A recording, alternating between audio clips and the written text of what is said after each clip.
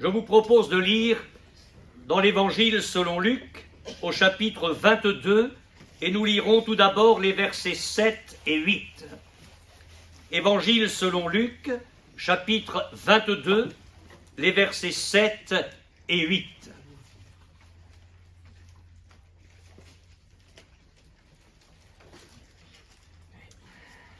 Le jour des pains sans levain, je vous rappelle que la fête de Pâques juive était suivie d'une fête qui durait 7 jours, appelée la fête des pains sans levain. Le jour des pains sans levain où l'on devait immoler la Pâque arriva, et Jésus envoya Pierre et Jean en disant « Allez nous préparer la Pâque afin que nous la mangions ». Nous allons reprendre la lecture au verset 14. L'heure étant venue, il se mit à table et les apôtres avec lui. Il leur dit « J'ai désiré vivement manger cette Pâque avec vous avant de souffrir. Car je vous le dis, je ne la mangerai plus jusqu'à ce qu'elle soit accomplie dans le royaume de Dieu. » Et maintenant, suivez bien la lecture. Et ayant pris une coupe et rendu grâce, il dit, « Prenez cette coupe et distribuez-la entre vous. Car je vous le dis, je ne boirai plus désormais du fruit de la vigne jusqu'à ce que le royaume de Dieu soit venu. » Ensuite, il prit du pain. Alors là, il y a quelque chose qui ne va pas, là. Jésus prend la coupe et après il prend le pain. Et après avoir rendu grâce, il le rompit et le leur donna en disant « Ceci est mon corps qui est donné pour vous, faites ceci en mémoire de moi. » Il prit de même la coupe. Alors là, ça y est, on ne comprend plus. Vous allez comprendre bientôt. Après le souper, il prit de même la coupe après le souper. Et il la leur donna en disant « Cette coupe est la nouvelle alliance en mon sang qui est répandue pour vous. Amen. » Amen. Ce matin, j'aimerais vous parler de la Sainte Seine et de la Pâque juive. Ou plus exactement, comment Jésus a institué la Sainte Seine en plein milieu du repas de la Pâque. Et pour être plus précis encore, comment Jésus a bouleversé et actualisé le repas de la Pâque. Pourquoi parler des deux? Parce que, en effet, c'est pendant le repas de la Pâque que Jésus a institué la Seine, un mot qui signifie repas et qui a donné dans notre vocabulaire évangélique Sainte Seine, le Saint Repas. Vous avez en mémoire ce que Matthieu nous dit au chapitre 26, verset 26, « Pendant qu'ils mangeaient, Jésus prit du pain. » Donc ils étaient en train de manger le repas de la Pâque.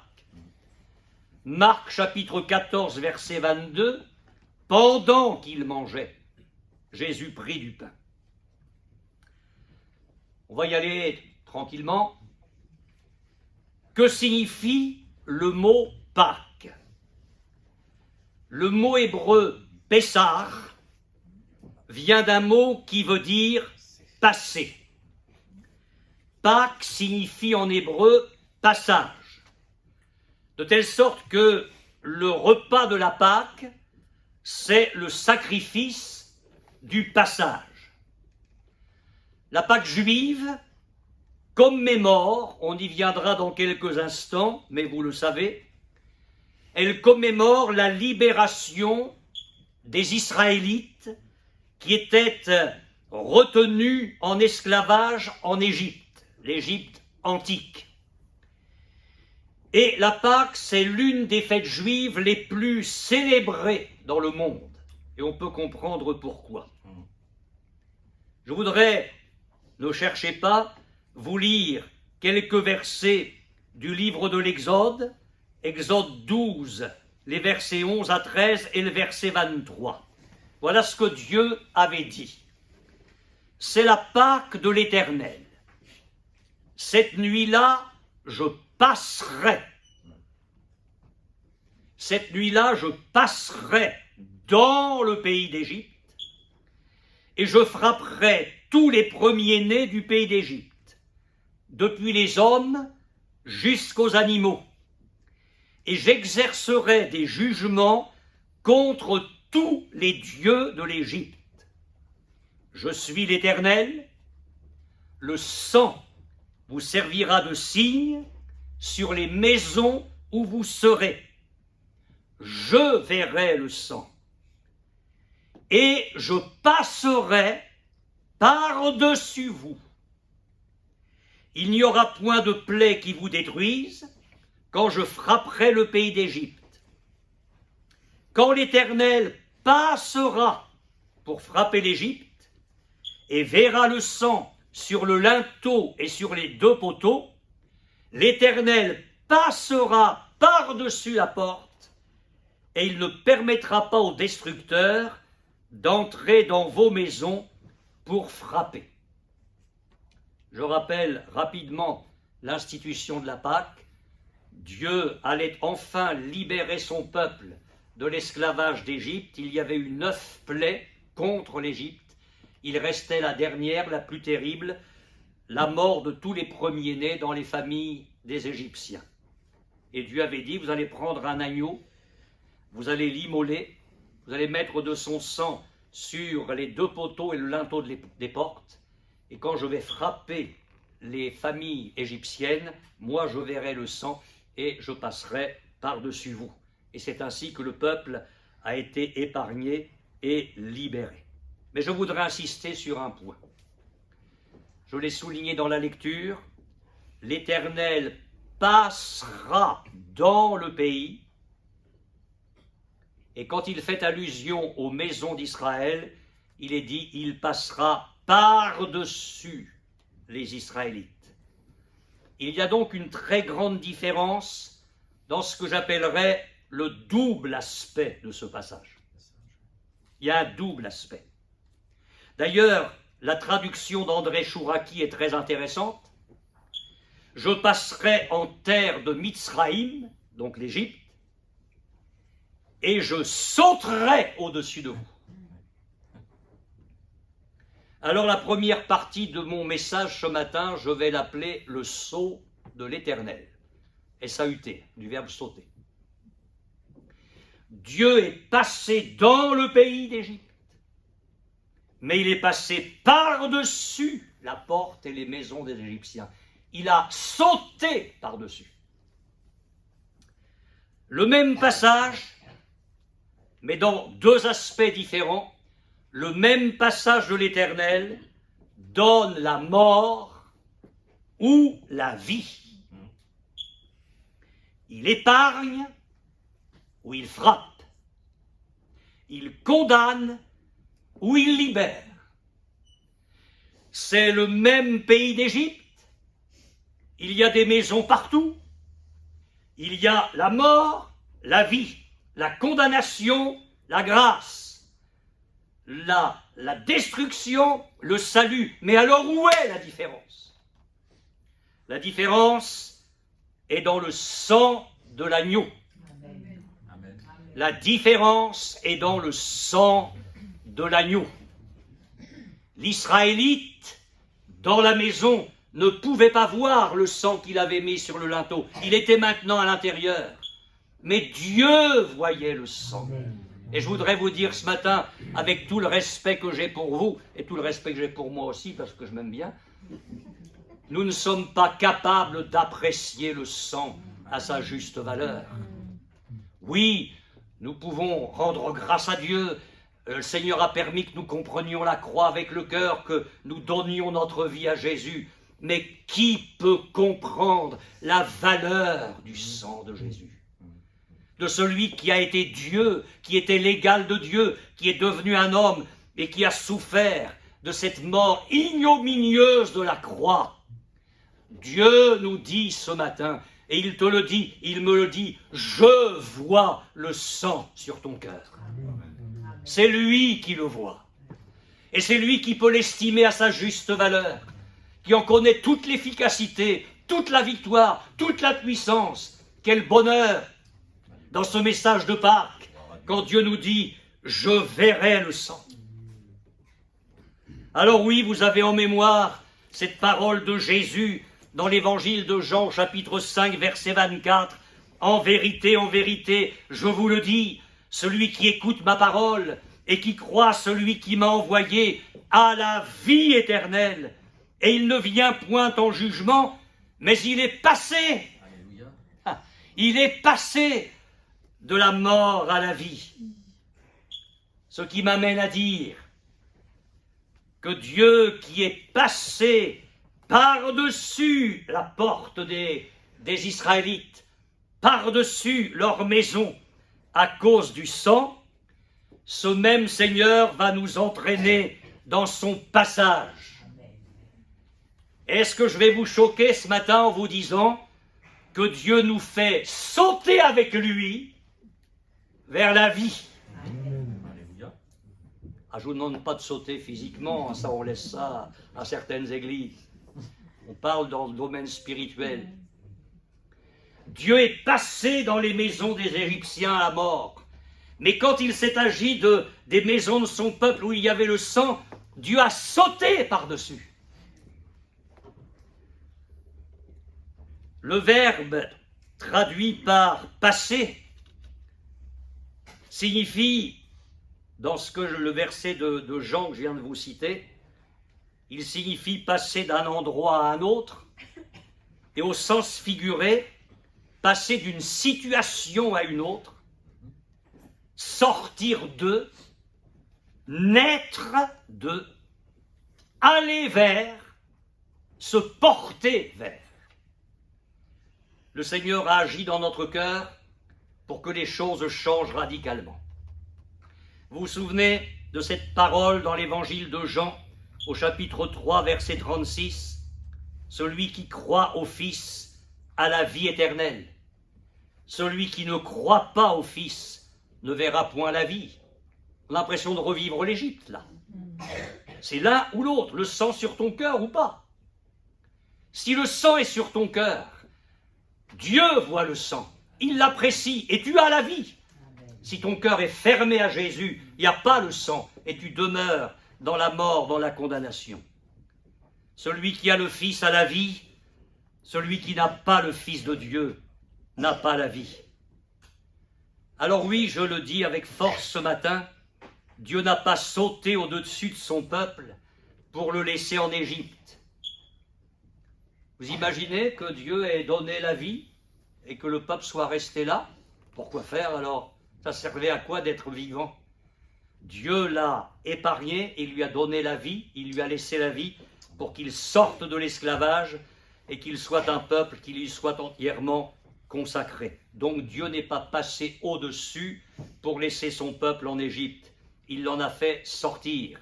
Ce peuple n'était pas destiné à se traîner misérablement en Égypte, à demeurer là dans le malheur de l'Égypte. Il était destiné à sauter dans la vie. Dieu a sauté par-dessus les maisons de son peuple et il a entraîné son peuple dans ce saut divin magnifique. Quand un enfant est vraiment heureux, vraiment, hein, il saute de joie. Vous avez jamais vu ça, vous les parents? Oui, c'est naturel. On saute de joie. Alors vous allez dire, frère Balière, c'est Pâques, calmez-vous quand même, exagérez rien. Eh bien, je ne pense pas que j'exagère. Laissez-moi vous lire un texte du prophète Malachie. Alors, si on veut parler en hébreu ce matin, Malachi, au chapitre 4, verset 1er. Alors oui, c'est une allusion à un autre temps, mais la pensée spirituelle demeure. Écoutez bien. « Car voici, le jour vient, ardent comme une fournaise. » Écoutez bien la différence. « Tous les hautains tous les méchants seront comme du chaume. Le jour qui vient les embrasera, dit l'Éternel des armées. Il ne leur laissera ni racines ni rameaux. Mais pour vous qui craignez mon nom, se lèvera le soleil de la justice, la guérison sera sous ses ailes, vous sortirez et vous sauterez. Et vous sauterez comme les veaux d'une étable. Il y a la mort d'un côté, il y a la vie de l'autre, et cette vie amène le peuple de Dieu qui a la vie à sauter. À sauter, Dieu nous entraîne dans sa Pâque. Il passe, il saute, et il veut que nous sautions avec lui. Comme les veaux d'une étable. Il y a la mauvaise saison, le froid, tout ce qu'on veut bien. Et là, les veaux, ils naissent et ils sont dans l'étable. Puis la belle saison arrive, le soleil. Alors avec le soleil, c'est la vie, c'est la chaleur, c'est les pâturages qui deviennent gras. Et il n'est pas parlé des veaux qui sortent seulement, ils sautent. Vous savez, quand quelqu'un n'est pas vraiment malade au point de rester complètement au lit, quand il y a du soleil, les malades sortent un petit peu prendre l'air. Les veaux, ils vont sortir, et il y en a eu assez de l'étable. Hein. Donc là, ils manifestent la vie, quelque chose de nouveau. Ils sautent et ils vont vers les pâturages qui sont gras. Et ils vont se nourrir, ils vont se développer, ils vont être rassasiés. Sommes-nous sûrs de vivre Pâques? Mon frère, ma sœur, est-ce que tu es vraiment entré dans le sceau de l'Éternel? Ou est-ce que, ah oui, le veau, il est vivant, mais il est dans l'étape du découragement, dans l'étape du marasme, dans l'étape où on ressasse toutes sortes de pensées négatives, défaitistes. Arrête! Pâques, ce n'est pas seulement d'avoir la vie, c'est de profiter de cette vie que Dieu t'a donnée pour que tu entres dans une vraie victoire, dans le sceau de Dieu. Saute avec lui. Parce que quand on suit le berger, il conduit les siens vers de gras pâturages. Pourquoi ne pas dire ce matin, Seigneur, puisque tu es passé au-dessus de ma vie et que tu m'as gardé la vie, tu m'as donné la vie éternelle, alors je veux vivre pleinement cette Pâque. Je veux sauter avec toi, sauter dans un véritable épanouissement. Je laisse ce matin, ici dans cette salle, les tables du découragement. Je laisse les tables du défaitisme, des pensées négatives qui m'attristent, qui me dépriment. Et ce matin, je te laisse me communiquer la vie.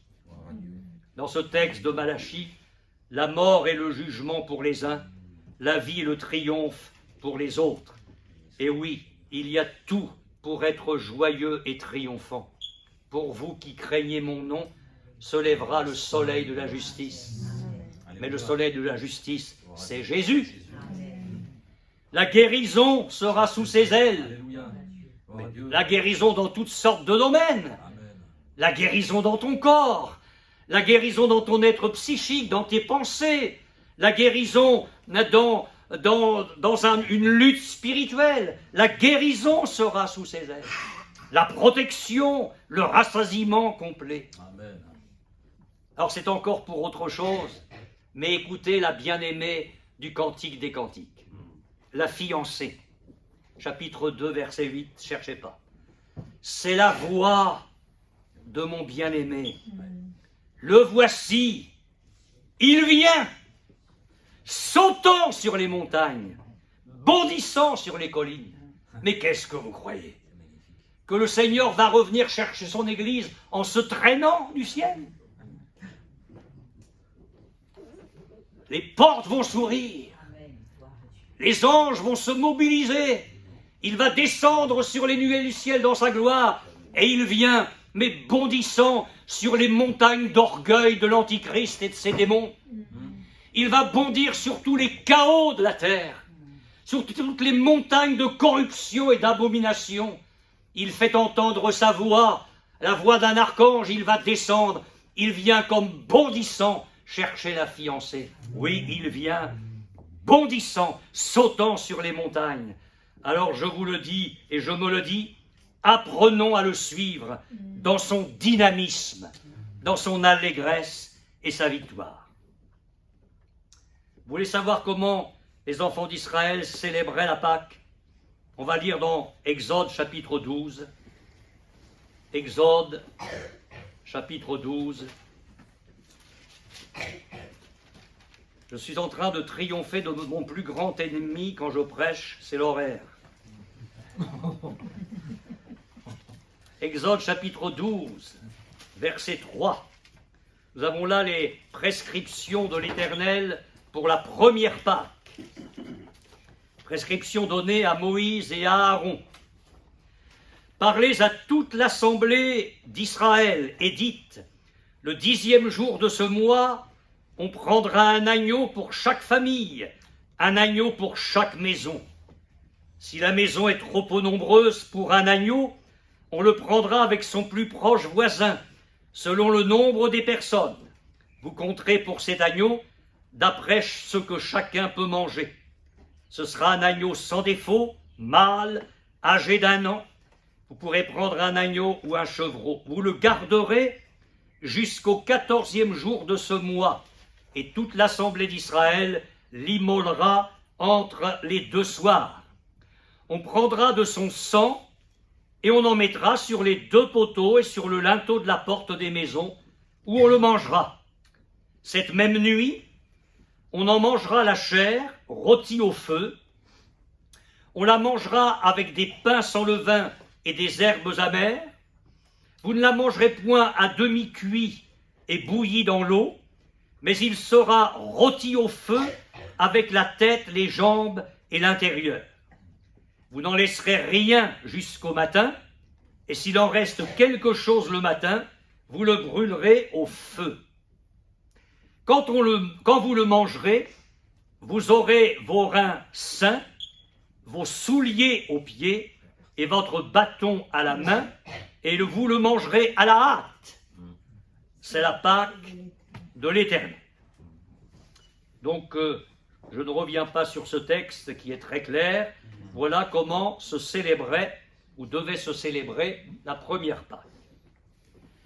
Comment a-t-on célébré au fur et à mesure du temps la Pâque dans l'Ancien Testament? La tradition juive sérieuse nous permet d'avoir quelques détails là-dessus. Alors oui, au temps fixé par Dieu, on l'a lu, un agneau mâle sans défaut était séparé du reste du troupeau, il était mis à part, il y a un autre mot biblique pour ça, il était sanctifié pour l'Éternel. Et c'était, on le désignait comme ça, c'était l'agneau de Dieu. Jésus vient accomplir ce qui était l'ombre des choses à venir dans l'Ancien Testament.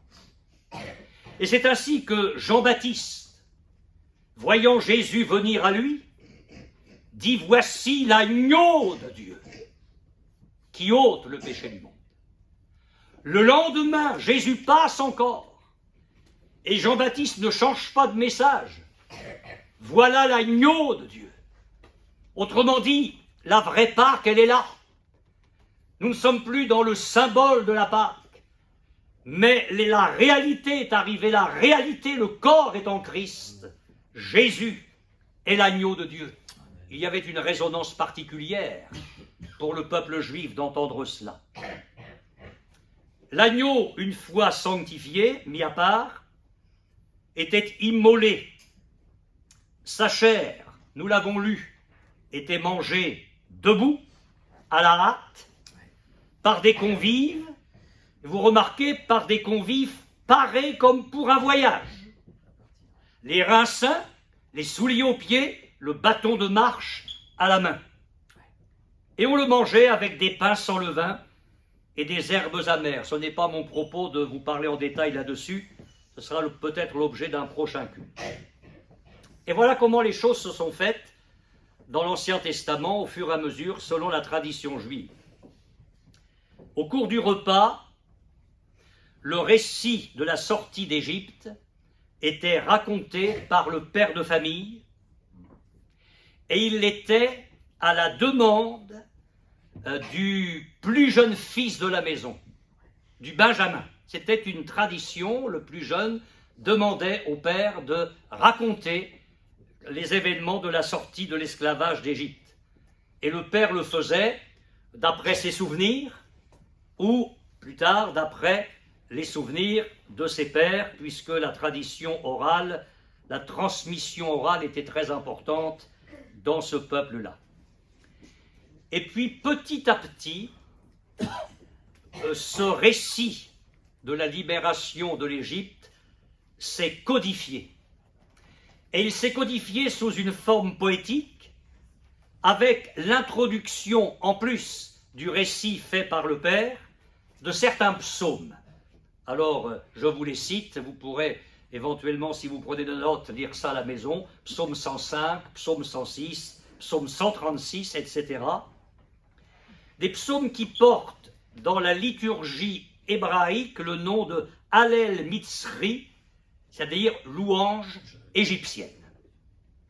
Donc, les psaumes arrivaient là, en plus, dans le repas de la Pâque, pour être là comme une louange adressée à Dieu. On arrive à des choses plus intéressantes pour nous, l'Église. Comment célébrait-on la Pâque juive à l'époque du Nouveau Testament? Là encore, selon la tradition très sérieuse, on apprend que la liturgie simple et spontanée, que je viens de décrire, s'était compliquée, et il s'est compliqué d'un grand nombre de rites et de symboles. Alors je ne vais pas entrer dans tous les détails ce matin, mais seulement dans ce qui concerne mon message d'aujourd'hui. Le père de famille prenait place au centre de la table, en face des plats. Alors il y avait l'agneau, il y avait les pains sans levain, les herbes amères, mais à l'époque du Nouveau Testament, il y avait d'autres ingrédients, mais je vous les passe de côté ce matin, ce n'est pas important pour notre message. Maintenant, écoutez-moi bien. Sur la table, il y avait 4 coupes de vin. La première est dite coupe du prophète Élie, ou coupe messianique. Alors on est là, ce matin vous êtes d'accord, on est là avec le père de famille, avec les enfants. Il y a les plats, il y a 4 coupes. Cette première coupe, la coupe du prophète Élie ou la coupe messianique, personne n'a la permission d'y toucher pendant toute la durée du repas.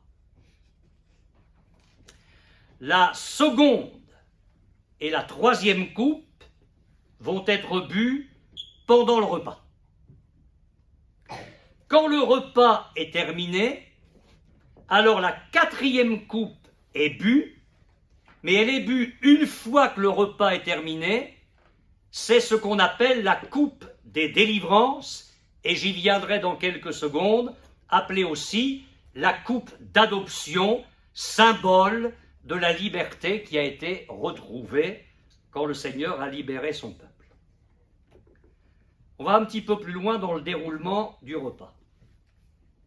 Après que les convives se soient mis à table, on récite la prière de bénédiction. Puis on met la première coupe, dite coupe du prophète Élie ou coupe messianique, on la met de côté. Personne n'y touche. Et je vais vous dire pourquoi. Parce que selon la tradition tirée du livre du prophète Malachie, l'annonce de la venue du Messie doit être effectuée par le prophète Élie lors du Seder. Le Seder, c'est le repas de la Pâque. Écoutez bien, je vous lis ce texte dans le livre de Malachie. « Voici, je vous enverrai Élie, le prophète, avant que le jour de l'Éternel arrive, ce jour grand et redoutable. Il ramènera le cœur des pères à leurs enfants et le cœur des enfants à leurs pères, de peur que je ne vienne frapper le pays d'interdit. » Donc la venue du Messie était préparée par le prophète Élie. On le savait, c'était dit. C'est pourquoi chaque famille juive prépare à l'intention du prophète Élie une coupe spéciale qui est dite aussi pour cette raison coupe messianique et à laquelle personne ne peut toucher jusqu'à ce que le Messie soit venu. Et en effet, selon encore la tradition, c'est au temps de Pâques que le Messie sera manifesté. Donc on n'y touche pas, parce qu'on sait bibliquement que le Messie doit être annoncé par le prophète Élie. Et c'est la raison pour laquelle, d'ailleurs, je dis que le Messie doit être manifesté au temps de Pâques. C'est la raison pour laquelle, lorsque le temple subsistait, et c'était le cas à l'époque de Jésus, le gouverneur romain qui résidait habituellement à Césarée, en temps normal, montait à Jérusalem avec des troupes et il s'installait pendant toute la durée de la fête pour réprimer les mouvements messianiques qui pouvaient se manifester, et il y en a eu plusieurs dans ce temps-là. Donc on revient à la première coupe, elle était mise de côté. Coupe messianique, coupe d'Élie.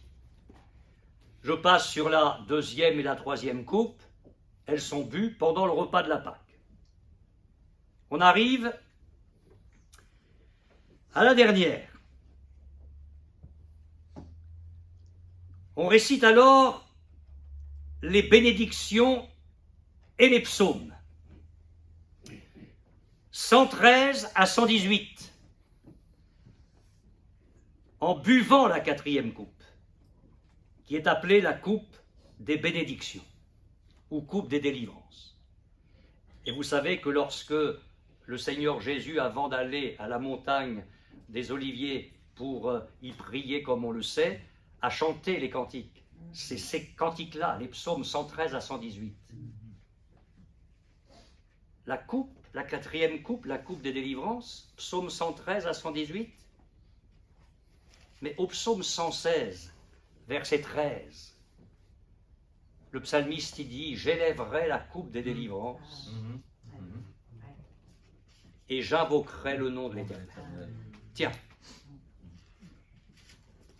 Et maintenant, nous en arrivons à la Sainte Seine. Jésus va casser tout ça. Le mot est un petit peu fort, mais il va bouleverser la tradition. À cette époque-là, un certain nombre de symboles n'avaient pas reçu d'explication.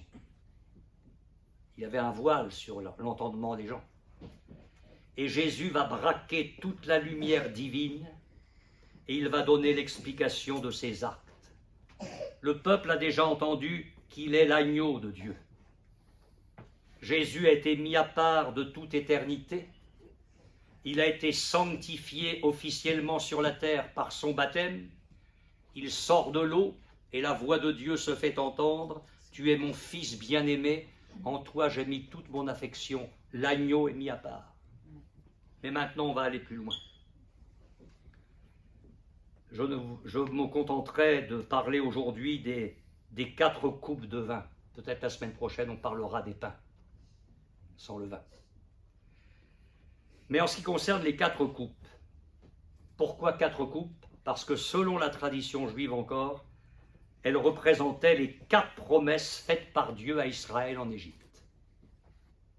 Alors je vous lis Exode 6, versets 6 et 7. Voilà ce que Dieu a dit, et voilà pourquoi la tradition juive s'est attachée à ces 4 promesses.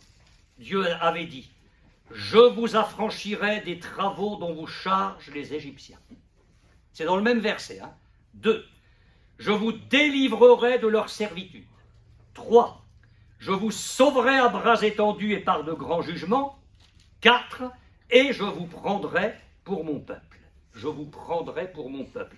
Et c'est pourquoi la 4e coupe était aussi appelée la coupe d'adoption. Je vous prendrai pour mon peuple. Alors maintenant, Jésus va instituer la Sainte Seine, comme on dit nous, lors du repas de la Pâque juive. Et il va s'éloigner de la liturgie traditionnelle pour en montrer l'actualisation prophétique en sa présence et par sa présence. Voici qu'au début du repas, les disciples sont rassemblés autour de lui. Jésus, et seulement le récit de Luc nous le dit, Jésus prend cette fameuse coupe messianique. Et vous imaginez alors le bouleversement de la tradition. Cette coupe-là, elle était mise de côté, personne n'y touchait, en attendant l'accomplissement prophétique avec Élie. Et Jésus va casser tout ça. Et c'est pour ça qu'on a du mal à comprendre qu'il y a le coupe, après il y a le pain, puis après il y a une coupe. Maintenant, tout c'est clair. Il prend cette première coupe, réservée au prophète Élie, venu annoncer le Messie. Il en boit, et il fait passer la coupe à ses disciples. La coupe dont personne n'a le droit de toucher. Ils vont tous y toucher et tous en boire.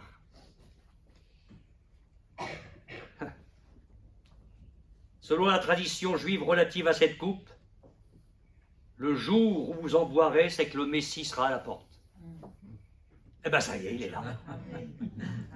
Il est là. Alors s'il y a quelqu'un qui peut prendre cette première coupe, c'est bien lui. Tout s'accomplit en lui et par lui. Je vous le dis, je ne boirai plus jamais de ce fruit de la vigne jusqu'au jour où j'en boirai de nouveau. Alors qu'est-ce que ça veut dire là? Jésus montre deux choses. Le Messie est là. Le Messie qui va souffrir en expiant le péché. Et puis le Messie qui établira son règne, le Messie régnant. Il y a là deux images en une. Il est l'accomplissement dans le sens où il vient comme le Messie souffrant, et ce Messie souffrant régnera un jour, et Jésus bloque les deux images dans cette fameuse coupe de messianique, la coupe du prophète Élie. Devenu, ou comme je l'ai partagé avec vous il y a quelques dimanches en arrière, une venue en deux temps. Nous avons lu que Jésus, il n'est pas dit dans l'Évangile que Jésus revient, mais qu'il vient. Il est venu et il vient. C'est toujours le même rôle messianique. Eh bien, le Messie souffrant est venu, le Messie régnant est à venir. Boire cette coupe, dans ce contexte-là, c'était donc annoncer l'accomplissement de l'espérance d'Israël et l'imminence du royaume messianique. Et maintenant, la Sainte Seine. Eh bien, la Sainte Seine comprend cette même annonce messianique. 1 Corinthiens 11, 26, « Toutes les fois que vous mangez ce pain et que vous buvez cette coupe, vous annoncez la mort du Seigneur. » Ça, c'est le Messie souffrant. Comment ça, j'annonce la mort du Seigneur? Mais oui, dans quelques secondes ou quelques minutes, nous allons nous lever. Nous allons participer à la Sainte Seine. Nos amis qui ne sont pas convertis ou pas encore baptisés vont nous voir célébrer ce mémorial de la mort de Jésus. Ils vont être témoins, là au milieu de nous, que nous portons à notre bouche un pain qui a été rompu, du vin dans une petite coupe, pour des raisons hygiéniques, mais pour nous, c'est pas la coupe qui est importante, c'est le vin. On participe tous à un même vin. C'est pas la corbeille qui est importante, c'est le pain dedans. Il ne faut pas confondre les choses. Eh bien, quand nos amis qui sont au milieu de nous voient faire ça, nous leur annonçons la mort de Jésus. La Sainte Seine, c'est un message que l'Église adresse à ceux qui sont là au milieu de nous. Mais oui, Jésus est mort pour toi aussi. Jésus t'a aimé à en mourir. Et tu ferais bien ce matin de te convertir. Tu ferais bien de te repentir de tes péchés. En prenant la Sainte Seine, mes frères et sœurs, nous sommes des témoins, des prédicateurs. Nous annonçons la mort du Seigneur. Mais la deuxième image est bloquée aussi, jusqu'à ce qu'il vienne. C'est-à-dire que ce Jésus qui est venu, comme Messie souffrant, nous l'attendons comme Messie régnant. Il va revenir, établir son royaume. Quand vous priez, dites « Notre Père qui es aux cieux, que ton règne vienne ». Nous attendons le règne de Dieu. Jésus se déclare donc lui-même comme le Messie, car il a ordonné que l'on boive à cette coupe, et il confirme qu'Élie est bien venu annoncer l'avènement du Messie, et qu'il était inutile de l'attendre encore. Les Juifs discutaient, mais enfin, il se dit le Messie, mais Élie doit venir avant. Et même ses disciples sont venus lui dire, Matthieu 17, versets 10 à 12, « Pourquoi donc les scribes disent-ils qu'Élie doit venir premièrement ?» Il répondit, « Il est vrai qu'Élie doit venir et rétablir toutes choses. » Ça, c'est dans la deuxième phase messianique. Mais je vous dis qu'Élie est déjà venu et qu'ils ne l'ont pas reconnu, et Jésus parlait de Jean-Baptiste, et qu'ils l'ont traité comme ils ont voulu, de même le Fils de l'homme souffrira de leur part. Oui, Jésus boit la coupe messianique, parce que dans la personne de Jean-Baptiste, c'est l'Élie qui devait annoncer la venue du Messie. Bon, les deuxième et troisième coupes, on les boit pendant le repas, je vous laisse finir le repas, et on arrive ensemble à la fin. La quatrième coupe, coupe des délivrances, ou coupe d'adoption, c'est la dernière coupe. Elle indiquait l'adoption finale dans le royaume de Dieu. Et vous remarquez ce qu'il est dit, et là on a raison de citer cela à la Sainte Seine, cette quatrième coupe a été bue après le repas, à la fin du repas. Et c'est à propos de cette coupe-là que Jésus dit, buvez-en tous, car ceci est mon sang, le sang de l'alliance qui est répandu pour beaucoup. Vous aurez remarqué que Matthieu et Marc ne parlent pas de la première coupe messianique. Matthieu et Marc ne parlent que de cette quatrième coupe, la coupe des délivrances, et en la présentant, Jésus dit « Ceci est mon sang » et il nous dit qu'il ne boirait plus désormais de ce fruit de la vigne jusqu'au jour où il le boira à nouveau dans le royaume de Dieu. Seul Luc fait allusion à cela. Alors, est-ce qu'il y a une contradiction ici? Dans le fait qu'au moment où Jésus prend la quatrième coupe, en boit, la passe à ses disciples et leur dit « Je ne boirai plus désormais du fruit de la vigne », on se pose la question, alors il l'a dit au moment de la première ou de la dernière? Parce que suivant les évangiles, il le dit au moment où il passe la première, puis un évangile, c'est la dernière. Eh bien, je crois que si on réalise que Jésus a accompli et parle des deux phases de sa venue messianique, la souffrance et le règne à venir, rien ne nous empêche de penser qu'il a prononcé les choses deux fois. Rien ne nous empêche là. Aucun. Ni dans les Écritures, ni dans le texte historique laissé par les évangélistes. Vous pensez bien que j'ai cerné ça de très près. Rien ne nous empêche de penser que Jésus a prononcé deux fois la même chose. Après la première coupe et après la quatrième. Jésus institue la scène et il inclut dans la coupe, alors cette fois c'est celle que nous partageons, la quatrième, il inclut les deux réalités, sa venue comme Messie souffrant et comme Messie régnant. Alors au-delà des questions que vous êtes peut-être posées pour le texte, mais comment ça se fait qu'il y a eu une coupe, et après le pain, et puis après une autre coupe? Je pense que ça s'est réglé ce matin, mais c'est bien plus que cela. Nous comprenons toute la richesse qu'il y a dans la personne de Christ, qui est la réalité. L'Ancien Testament n'était que l'ombre, et aussi magnifique qu'ait pu être le repas de la Pâque, je dis qu'une ombre n'est jamais la réalité. Suivant l'endroit où vous vous mettez par rapport à la lumière, l'ombre elle est plus grande, elle est plus petite. En tout cas, si vous avez des beaux yeux bleus, l'ombre, on ne voit rien. Hein. C'est une ombre. Et aussi magnifique que soit l'Ancien Testament, parce que c'est la parole de Dieu, mais Dieu a voulu les choses comme ça, ce n'est qu'une ombre. La réalité est en Christ. Et là, vous avez tout, toute la richesse. En Jésus sont cachés tous les trésors de la richesse, de la sagesse, et de la science. Alors, chaque fois que nous allons prendre la Sainte Seine, que ces réalités soient bien présentes à notre cœur. Et pour rester dans le message de ce matin, que ces réalités soient bien présentes à notre cœur lorsque nous portons la coupe à nos lèvres.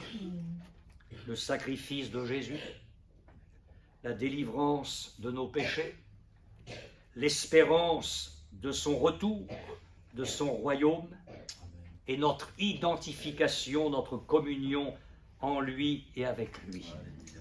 Que le Seigneur nous donne sa grâce. Oui, nous porterons à nos lèvres ce matin la coupe d'adoption. Il a fait de nous ses enfants d'adoption. Nous porterons la coupe des délivrances. Seigneur, je ne laisse rien dominer ma vie. Je suis réellement libre de tout en toi. Que ton nom soit glorifié.